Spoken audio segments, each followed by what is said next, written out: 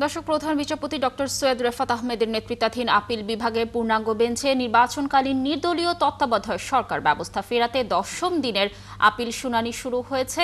Appeal বিভাগের তথ্য সংগ্রহে রয়েছেন আমাদের সহকর্মী সৈকত সাদিক। আরও খবর জানাতে তিনি যুক্ত হচ্ছেন আমাদের সঙ্গে। সৈকত, শুনানি তো শুরু হয়ে গেছে। কোন কোন আইনজীবী আজ শুনানিতে অংশ নিয়েছে, কি তথ্য রয়েছে সেখানকার সর্বশেষ জানাবেন আমাদের।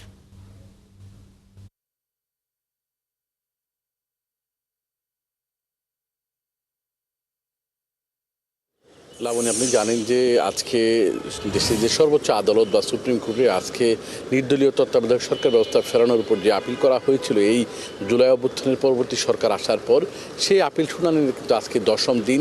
এরই মধ্যে যেসব পক্ষ শুনানিতে অংশ নিয়েছেন, বেশ কয়েকটি পক্ষ, যেহেতু কয়েক পক্ষ এখানে আপিল করেছেন। আপনি জানেন যে বিএনপি আপিল করেছেন, জামায়াতের পক্ষ থেকে আপিল করেছেন। এর আগে সুশাসনের জন্য নাগরিক সুজন, যিনি নির্বাচন নিয়ে কাজ করে, বদিউল আলম মজুমদার, তিনি সহ 5 বিশিষ্ট নাগরিক, তার পক্ষেও যে একজন আইনজীবী শরীফ ভূঁইয়া, তিনি শুনানি করেছেন। এবং গত সর্বশেষ 6 নভেম্বর রাষ্ট্রপক্ষ থেকে অ্যাটর্নি জেনারেল তার শুনানি শেষ করেছেন।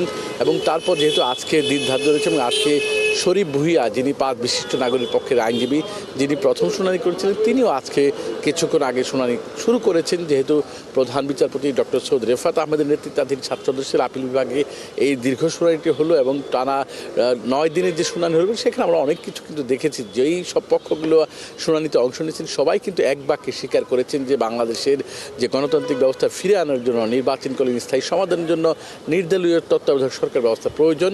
তবে আগামীতে যেই সরকারটি, এখন যে অন্তর্বর্তী সরকার রয়েছে, এই সরকারই আগামী যে নির্বাচনটির কথা শুরু হচ্ছে, যে আগামী ফেব্রুয়ারিতে যে নির্বাচনটি হবে, সেই নির্বাচনটি এই অন্তর্বর্তী সরকারের অধীনে হবে, এমন যুক্তি কিন্তু সব পক্ষই দিয়েছেন। এবং গত 6 November attorney general Mohammad Asaduzzaman কিন্তু বিস্তারিত তিনি ব্যাখ্যা তুলে ধরেছেন কি কি প্রয়োজন এবং গণতন্ত্রের স্বার্থে তত্ত্বাবধায়ক ব্যবস্থাটা কেন প্রয়োজন এবং এর জন্য স্থায়ী সমাধান যে আপিল বিভাগ চান, সেই বিষয়গুলো তিনি তুলে ধরেছেন। এবং আরেকটা বিষয় হচ্ছে যে তারা বারবার তুলে ধরেছে বা বারবার বলেছেন যে এই 2011 সালে যখন আওয়ামী লীগ সরকারের সময় সাবেক যে প্রধান বিচারপতি ABM খায়রুল হক, তিনি ত্রয়োদশ সংশোধনী বাতিল ব্যবস্থার মধ্য দিয়ে যেই তত্ত্বাবধায়ক সরকার ব্যবস্থা বাতিল করেছিলেন এবং কি কি সুবিধার জন্য তিনি সেটা করেছিলেন, যে দলীয় সরকার অধীনে নির্বাচনের জন্য এবং তাদের যে ব্যক্তিগত সুবিধা, তিনি সহ যে অন্য 3 বিচারপতি, যার মোট 4 জন বিচারপতি যে সংখ্যাগরিষ্ঠ রায় দিয়েছিলেন এবং পরবর্তীতে প্রধান বিচারপতি ওই বাকি 3 জন প্রধান বিচারপতি হয়েছিলেন, তারা রাজনৈতিকভাবে সুবিধা নিয়েছিলেন, সেই বিষয়গুলো তিনি বিস্তারিত ব্যাখ্যা দিয়েছেন। সব মিলিয়ে সব পক্ষের কিন্তু একটাই দাবি যে আগামীতে তত্ত্বাবধায়ক সরকার ব্যবস্থা ফিরে আসুক। পরবর্তী নির্বাচনের পরে যে ওই সরকার আসবে, সেই সরকারই কিন্তু পরবর্তীতে আবার যখন নির্বাচন হবে, তখন এই নির্দলীয় তত্ত্বাবধায়ক সরকার ব্যবস্থার মাধ্যমে নির্বাচন হবে, সেই সব যুক্তি সবাই দিয়েছেন।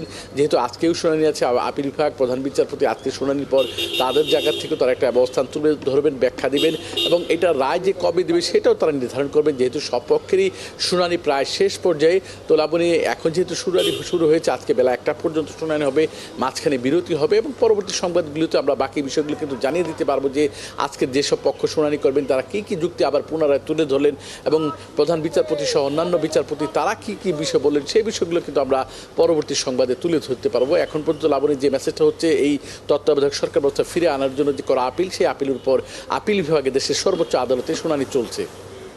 সৈকত, অসংখ্য ধন্যবাদ আমাদের সাথে যুক্ত থাকার জন্য। আপনি থাকুন সেখানে, নিশ্চয়ই আমরা এই শুনানির পরবর্তী আপডেটগুলো আপনার মাধ্যমে দর্শকদেরকে জানানোর চেষ্টা করব। দর্শক, যুক্ত ছিলেন আমাদের সহকর্মী সৈকত সাদিক।